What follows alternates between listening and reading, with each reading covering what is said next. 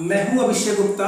आप देख रहे हैं मस्ती इंडिया, जियो मस्ती में। दोस्तों, हमने आपसे प्रॉमिस किया था कि हम हर शाम को 7 से 8 के बीच में एक नया प्रोग्राम लॉन्च करने जा रहे हैं, जिसमें हम हिंदुस्तान में कुछ बेहतरीन लोग अपने अपने क्षेत्र में, चाहे वो बॉलीवुड का क्षेत्र हो या फिर आप राजनीति का क्षेत्र ले लीजिए या फिर शिक्षा का क्षेत्र ले लीजिए, कोई भी क्षेत्र हो जिसमें कोई भी बंदा अपने टैलेंट के दम पे, अपने हुनर के दम पे अगर इस देश में, समाज में कुछ परिवर्तन लाने की कोशिश की है, अपने समाज के माध्यम से देश सेवा किया हो, तो हम उनके बारे में आपको कुछ जीवनी टाइप का, उनके जीवन से जुड़ा हुआ कुछ बेहतरीन चीजें हम आपके सामने रखेंगे।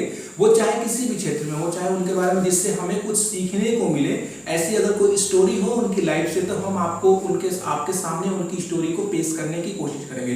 दोस्तों, इस कार्यक्रम के माध्यम से हम समाज में कुछ सकारात्मकता लेके आना चाहते हैं, ताकि जैसे जिस तरीके से जो बंदा अगर जिसकी लाइफ से हमें कुछ सीखने को मिले तो ज्यादा बेहतरीन होगा। आगे बढ़ते हुए दोस्तों, आज के हम कॉन्सेप्ट में सबसे पहले शुरुआत कर रहे हैं आज के अपने इस प्रोग्राम की, हमारे देश के वर्तमान प्रधानमंत्री श्री नरेंद्र दामोदर दास मोदी जी के जीवन से जुड़ी हुई एक बहुत ही दिलचस्प कहानी के बारे में।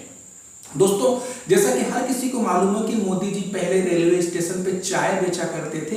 एक चाय वाले से प्रधानमंत्री तक की उन्होंने सफर किस तरीके से की, ये तो हर कोई लगभग जानता ही है। अगर आप नहीं जानते हैं, अगर आप जानना चाहते हैं इसके बारे में, तो डेफिनेटली आप हमें कमेंट सेक्शन में कमेंट करके हमें बताइएगा। हम इस के बारे में भी जरूर आपको आगे बताएंगे। खैर, आज की जो कहानी है, आज की कहानी के माध्यम से हम आपको ये बताने की कोशिश कर रहे हैं कि एक आम आदमी से मुख्यमंत्री तक का सफर। दरअसल आखिर में उस दिन हुआ क्या था, मोदी जी मुख्यमंत्री किस तरीके से बने, एक फोन कॉल किसी की जिंदगी को किस तरीके से बदल सकता है, आज के इस आप वीडियो के माध्यम से, आज की इस कहानी के माध्यम से आपको जानने को मिलेगा।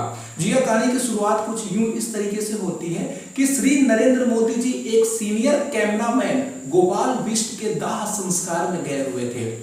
बता दें, स्वर्गीय माधवराव सिंधिया की दुर्भाग्यपूर्ण हवाई दुर्घटना में उनके साथ मारे गए पत्रकारों में बिष्ट भी शामिल थे। मोदी दाह संस्कार में ही थे, तभी प्रधानमंत्री जी, उस वक्त के प्रधानमंत्री अटल बिहारी वाजपेयी जी का फोन उनके पास आता है।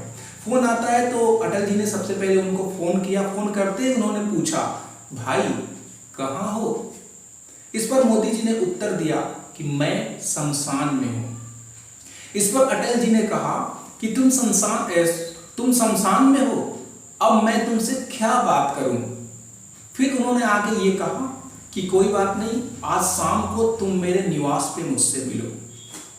जब मोदी जी शाम को उस रात अटल जी से मिलने के लिए गए, शाम को निवास पे मिलने के बाद उन्होंने सबसे पहले उनको देखते ही सबसे पहले बोला कि दिल्ली ने तुम्हें मोटा बना दिया है, दिल्ली में खा खा के तुम मोटे हो गए हो, तुम्हें वापस गुजरात जाना चाहिए।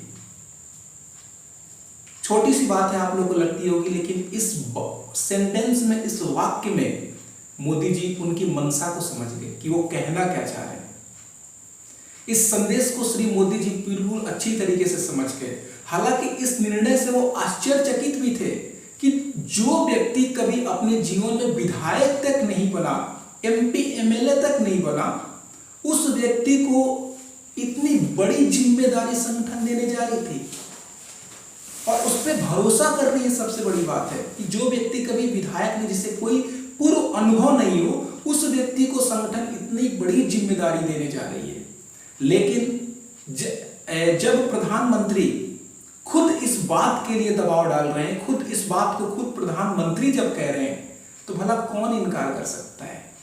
इस बारे में श्री मोदी जी खुद भी बताते हैं कि वह कई वर्षों से गुजरात में नहीं गए हुए थे, और जब बात हुई उनके गुजरात जाने की, तो उनके माइंड में सबसे पहला जो सवाल है उनके रहने का, कि वो रहेंगे कहाँ। तो उन्होंने अपने साथियों से फोन किया, फोन करके पूछा कि भाई तुम लोग क्या मुझे गुजरात बुला रहे हो? बुला तो रहे हो, लेकिन मैं रहूंगा कहाँ? तो इस वक्त उनके साथियों ने उनसे ये कहा कि आप रहने की चिंता मत कीजिए, हम तुम्हारे लिए सर्किट हाउस में एक रूम बुक करवा देंगे। जब ये बात मोदी जी ने सुना, तो उन्होंने उनसे ये बोला कि ठीक है, लेकिन मैं तो कोई एमपी एमएलए हूं नहीं, इसका किराया मैं खुद दूंगा। आप मोदी जी की नेक दिली, मोदी जी की ईमानदारी की आप बात इसी से लगा सकते हैं, इसी बात से उनका अंदाजा लगा सकते हैं। आगे इस तरीके से मोदी जी की गुजरात में राजनीतिक पारी की शुरुआत होती है और इस तरीके से उनके मुख्यमंत्री के रूप में भी उनकी राजनीतिक पारी की शुरुआत होती है। वो राज्य के सबसे अधिक समय तक सेवा करने वाले मुख्यमंत्री बने। उन्होंने 4 बार गुजरात के मुख्यमंत्री पद की शपथ ली, जो कि अपने आप में एक रिकॉर्ड है। तो ये दोस्तों एक फोन कॉल मोदी जी की जीवन को किस तरीके से बदल दिया, किस तरीके से सीधे उन्हें मुख्यमंत्री की कुर्सी तक पहुंचा दिया, ये फोन कॉल उनकी लाइफ का सबसे बड़ा टर्निंग पॉइंट था। खैर, ये तो रही मोदी जी के मुख्यमंत्री बनने की सफर की कहानी। आपको कैसी लगी हमारी ये कहानी? अगर आपको ये कहानी पहले से मालूम थी तो डेफिनेटली आपको ये रिमेंबर हो गया और दोबारा से आपकी यादें ताज़ा कर गई होंगी। लेकिन अगर आपको ये जानकारी नहीं मालूम थी तो प्लीज़ वीडियो लाइक करके आप हमें समर्थन करिए और आने वाले 1 हफ्ते तक, आने वाले 7 दिन तक हम लगातार मोदी जी की जिंदगी से जुड़े ऐसे ही कुछ दिलचस्प किस्से कहानियां आपके साथ साझा करेंगे। अगर चाहते हैं आप कि इसकी बिना किसी रुकावट के सबसे पहले इसका नोटिफिकेशन आपके मोबाइल फोन पे मिल जाए तो चैनल सब्सक्राइब करना मत भूलिएगा। चैनल जरूर सब्सक्राइब कर दीजिएगा। चैनल सब्सक्राइब करने के बाद बेल आइकन भी प्रेस कर दीजिएगा ताकि जब भी हम नए वीडियो अपलोड करें उसका नोटिफिकेशन आपको सबसे पहले प्राप्त हो। और इस वीडियो के बारे में आपको कैसा लगा, हमारा ये सेशन जो हमने नया प्रोग्राम स्टार्ट किया, आज आप लोगों ने उसका एक छोटा सा ट्रेलर देखा। ये जो आपका ये प्रोग्राम है जीवनी से संबंधित नेताओं की या अभिनेताओं की, हर शाम को 7 से 8 के बीच में ये नया वीडियो अपलोड हुआ करेगा। खैर, इस वीडियो को देखने के लिए बहुत बहुत धन्यवाद। आप बने रहिए हमारे साथ और देखते रहिए मस्ती इंडिया। मैं अभिषेक गुप्ता आपसे लेता हूँ विदा। फिर मिलूंगा आपसे बहुत जल्द अपने नए वीडियो के साथ। तब तक के लिए आप अपना ख्याल रखिएगा और जिस समाज में हैं आप, जहाँ पे भी हैं, उस समाज में एक दूसरे की खुशियाँ बांटते रहें, समाज में प्यार मोहब्बत भाईचारा फैलाएं, क्योंकि हमारा यही संदेश है, मस्ती इंडिया, जियो मस्ती में।